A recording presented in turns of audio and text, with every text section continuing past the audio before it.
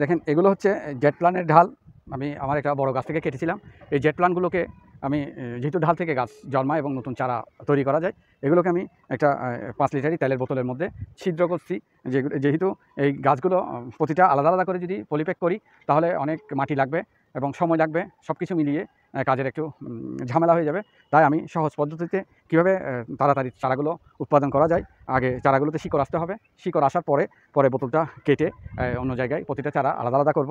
দেখতে থাকুন। দেখুন আমি এই বোতলটা পুরোটা ছিদ্র করে ফেলেছি। এখানে প্রায় 50টার কাছাকাছি ছিদ্র আছে। এখন প্রতিটা গাছ এখানে লাগাবো মাটি দিয়ে।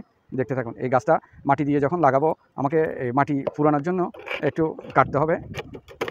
আমি বোতলটা ছিদ্র করছি কিন্তু মাটি দেওয়ার জন্য কেটে নিই নাই। আমি বোতলটা কেটে নিচ্ছি যাতে মাটিটা খুব সহজে বোতলের মধ্যে দিতে পারি।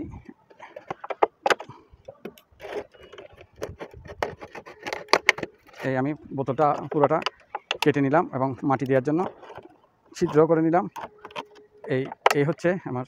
এখন আমি মাটিগুলো আস্তে আস্তে দিই, একটু দেখতে থাকুন।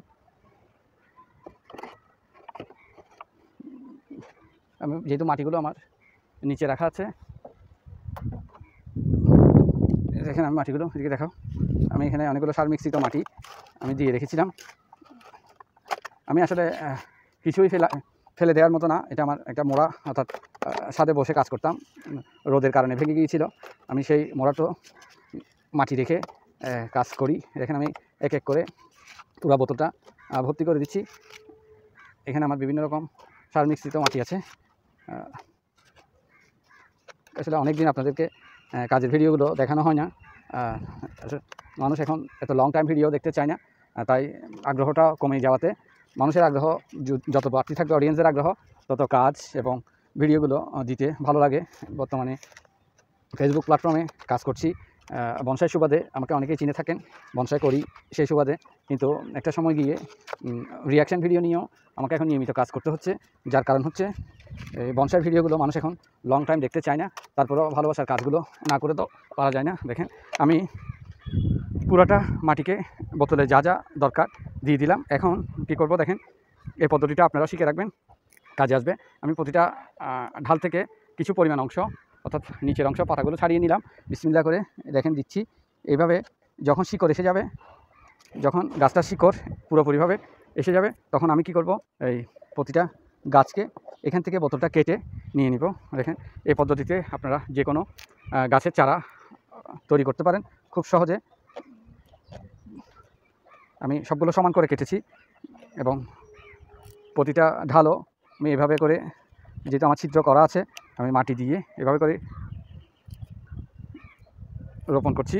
মানে আমার অর্থাৎ সময়ও বাঁচবে, আমার এই মাটিও বাঁচবে, জায়গাও বাঁচবে, সব কিছু মিলিয়ে একটা সুন্দর কাজ হবে। এখানে প্রতিটা গাছের জন্য, প্রতিটা ঢালের জন্য আমি ছোট ছোট ছিদ্র করেছি, যাতে করে মাটি দেওয়ার পরে সেই ছিদ্রগুলোতে, মানে গাছের সাইজ অনুযায়ী আমি প্রতিটা ছিদ্র করেছি বোতলকে। এখানে এভাবে এক এক করে যে ছিদ্রগুলো একটু ছোট হয়ে গেছে, এগুলোতে আমি ছোটো ডালগুলো লাগাবো। আপনারা একটু এভাবে করে কাজ করলে আসলে কাজের গতি বৃদ্ধি পায়, সময় বাঁচে, সব কিছু মিলিয়ে কাজগুলো সুন্দর হয় এবং নতুন চারা উৎপাদন করতে খুব তাড়াতাড়ি। কিছু গাছ আছে বীজ থেকে হয়, কিছু গাছ আছে ঢাল থেকে হয়, কিছু গাছ কলম থেকে করা হয়। সব কিছু মিলিয়ে যার যেটাতে উপযোগী তাকে সেভাবে করলে অতিরিক্ত চারাও পাওয়া যাবে। সব কিছু মিলিয়ে এভাবে এই জেট প্লান্ট এমন একটা গাছ, বনসাইটা খুবই সুন্দর হয়, দেখেছেন অনেক জায়গায়, আমার কাছেও আছে সুন্দর। কিন্তু এই ডালগুলো যাতে নষ্ট না হয়, নতুন চারার জন্য একটা সময় আমি জেট প্লান্ট গাছের জন্য পাগল প্রায় ছিলাম। কিছু গাছ, এমন গাছ আছে যেগুলো চট্টগ্রামের মধ্যে ছিল না। আমি এই জেট প্লান্টটা কালেকশন করেছিলাম যশোর না কোথা থেকে, অনেক বছর আগে করেছি, ঠিক স্মরণ নেই। তো এখন আস্তে আস্তে মাশাআল্লাহ আমার জেট প্লান্টের কালেকশন অনেক বেড়েছে। আরেকটা পাগল ছিলাম আমি প্রেমনা আর ঝুমুর গাছের জন্য। সেই প্রেমনা আর ঝুমুরও মাশাআল্লাহ, যেটার জন্য আমি আগ্রহ করতাম, যেটার জন্য গাছ সংগ্রহের জন্য থাকতাম, সেই গাছটা মোটামুটি সংগ্রহ করে নিতাম যেভাবে হোক। এখন মাশাআল্লাহ আমার কাছে ঝুমুর প্রেমনা আছে বেশ। এভাবে করে কাজ করবেন, কাজের ভালো লাগবে, গাছকে ভালোবাসলে কাজের আগ্রহটা বাড়বে এবং আপনি নিজেই কাজ থেকে অভিজ্ঞতা তৈরি হবে। সেই অভিজ্ঞতার আলোকে আপনার বাগানের সৌন্দর্য বৃদ্ধি পাবে, আপনি এগিয়ে যেতে পারবেন। এই হচ্ছে ব্যাপার। যাই হোক, এভাবে আমি চারিদিক দিয়ে পরিপূর্ণ করে দিচ্ছি। ভিডিওটা দেখেছেন, অনেকক্ষণ যাবৎ দেখছেন, অনেক ধন্যবাদ সবাইকে। আমার এই অল্প কিছু আছে গাছ, এইগুলো একটু ডালগুলো লাগিয়ে দিই একেবারে। ভিডিওটা যদিও বা লং হচ্ছে, তারপরও কিছু জায়গায় গ্যাপ রেখেছি, কারণ যেহেতু ঢাল ছিদ্রর তুলনায় ঢাল একটু কম।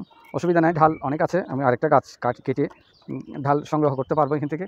আমি জাস্ট ভিডিওর সাথে এটা একটু শর্ট টাইমে করছি।